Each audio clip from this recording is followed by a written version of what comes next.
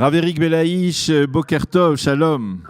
Shalom Uvracha. Merci d'être avec nous ce matin sur Studio Kalita pour nous livrer le mot de la paracha de cette semaine, Parashat Ekev, où on poursuit le très célèbre, le fameux discours de Moshe Rabbeinu au Ham Israël avec de nombreux conseils. Quel est le conseil que vous avez extrait, retiré, qui est important dans cette paracha, à votre avis ?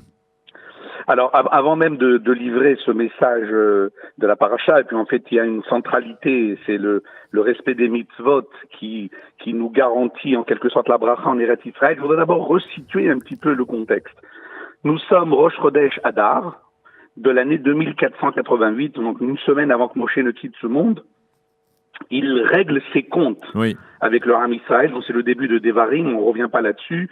Ce sont des paroles très dures, même si elles sont dites de manière allusive, mais Moshe règle ses comptes véritablement avec le peuple d'Israël pour toutes les épreuves qu'ils lui ont fait subir et le fait qu'il ne puisse pas lui-même rentrer en Eretz Israël. Et puis, c'est pas un hasard si cette paracha de Devarim tourne toujours avec Tisha B'Av, qui est une période difficile, et on rentre maintenant dans les 7 semaines de consolation. Et on est dans la deuxième parashat Ekev, comme vous l'avez dit. Alors, en termes de consolation, la paracha nous dit que si on respecte, Ekev Tishme'un et Amishpatim ha'ele. Donc, c'est un message que Moshe délivre comme un leitmotiv jusqu'à la fin du livre de Devarim, c'est que c'est du donnant-donnant. C'est-à-dire que la légitimité du peuple d'Israël sur sa terre n'est liée qu'à la pratique. Et on va voir une pratique, j'allais dire, orthodoxe, de la Torah et des mitzvot, c'est ce qui nous garantit donc notre pérennité et notre bracha sur cette terre. Le texte nous dit, si vous réalisez les commandements que l'Éternel vous a ordonnés, il y aura alors toute une cascade de bénédictions qui passe par la réussite matérielle, la fécondité. Et ce qui est une curiosité dans le texte, c'est que cette fécondité, elle sera pour nous un signe de réussite aux yeux des nations. C'est curieux, on aurait pu plutôt imaginer que ce soit une réussite économique. Ben non, la Torah nous dit il n'y aura pas ni d'hommes, ni de femmes stériles, ni d'animaux stériles, qui sera pour toi un signe de réussite aux yeux des nations. Bon, ça c'est un thème à débattre, à approfondir en soi. Et donc une cascade de bénédictions. Si vous les réalisez, vous les aurez. Et puis, je viens une deuxième partie dans notre sidra. Attention, n'échappez pas à cela. Car à l'inverse, si tu oublies l'Éternel ton Dieu, tu oublies ses mitzvot, alors à l'inverse, Dieu préserve toute une série de klalotes, dont les exils, etc., qu'on a vécu 4 fois déjà depuis la création de notre peuple.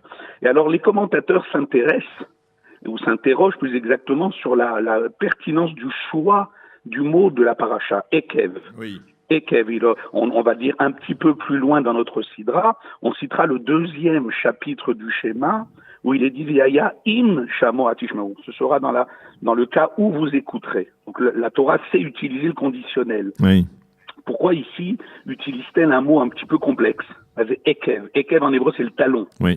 On aurait dû dire V'yaya im tishmeru et mitzvot, et puis etc., toute une série de bénédictions. Mais Ekev. Alors tous les commentateurs relèvent cette anomalie, et ils disent tous la même chose. Ekev, c'est le talon, c'est-à-dire que il s'agit de respecter les mitzvot, c'est le message que Moshe délivre de manière pertinente et de manière répétitive, en respectant les mitzvot chez Adam Dashotam Barakevav. Même les mitzvot qui te paraissent de moindre de moindre importance, c'est ça, celles qu'on a tendance à fouler aux pieds. C'est-à-dire qu'il faut être vigilant et il faut être à l'affût de la réalisation des mitzvot, qu'elles paraissent à tes yeux importantes, on dirait le Shabbat, la cacheroute, la Taharat HaMishpacha, la pureté familiale, etc. Mais non, tu as des mitzvot qui peuvent te paraître satellites comme ça, ben non, il faut les respecter de la même manière. Dit le Pirkei Avot, mitzvah aba'a beyatra al tahmitzena, une mitzvah qui se présente à toi, quelle que soit son importance, réalise-la chez En ata yodea matan sraran shel mitzvot. Car tu ne sais pas quel est d'abord le salaire de la réalisation de cette mitzvah, mais surtout de l'impact que peut avoir une mitzvah au moment de sa réalisation. Les sages nous donnent les Chachamim nous donnent un exemple. Si tu donnes une pièce de tzedaka à quelqu'un, et que cette pièce de tzedaka, bon, tu as donné 10 shekels, 20 shekels à quelqu'un, etc. Mais cette personne n'a peut-être pas mangé depuis 3 jours. Oui. Le fait de lui avoir donné cette tzedaka, elle va pouvoir se sustenter. Le bon Dieu ne va pas te considérer ça comme ayant donné une petite pièce de tzedaka, ça veut dire que tu lui as sauvé la vie pratiquement. Tu ne sais jamais, au moment de la réalisation d'une mitzvah, quel est son impact. Donc ce qu'on nous dit ici, Ekev, soyez vigilants à réaliser ces mitzvot de manière précautionneuse, je dis moi orthodoxe, c'est-à-dire sans aucune concession. Il n'y a pas ça je choisis pas. Ça le Shabbat je fais, mais la cache-route, bon ça dépend. Non, c'est une entité. Et la garantie de la réalisation de ces mitzvot nous donne c'est le deal, la garantie d'une bracha en Eretz Israël. Eh bien, le message est bien passé. Je dirais quelque part aussi, lorsque l'on parle de Ekeb, on se parle aussi de Yaakov, qui était aussi, lui, sorti après son frère et Esav.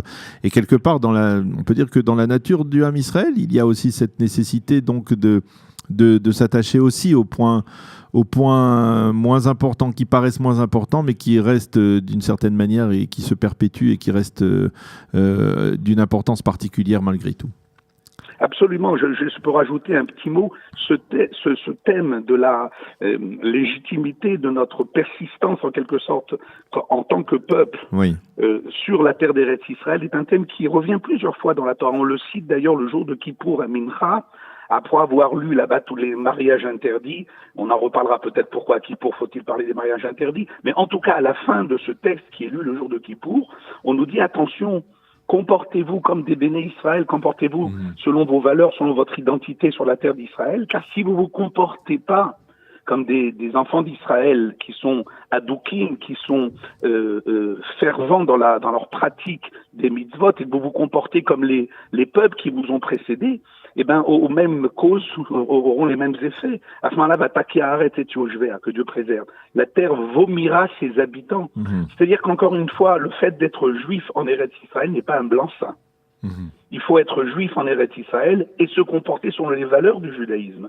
C'est ça qui est dit. Bon, je vous renvoie évidemment à l'actualité de la on a l'actualité d'hier, bien entendu, avec le débat autour de ce sujet, qui est un débat qui touche d'ailleurs les communautés orthodoxes, religieuses, exactement pour savoir comment se comporter face à ce phénomène et face à cette communauté. Bien entendu, c'est donc un message qui est on ne peut plus actuel aujourd'hui. Merci beaucoup, Rav Eric Belaïch, de nous avoir. Je rappelle que si c'est nécessaire, que vous êtes le fondateur et le responsable, on va dire le président de la communauté et le Rav de la communauté Ohavet Zion à Rehov Mekor Chaim à Jérusalem. Merci d'avoir été avec nous ce matin sur Studio Kalita pour cet enseignement sur la parashat Ekev. Shabbat Shalom. Shabbat Shalom, merci à vous. Shabbat Shalom.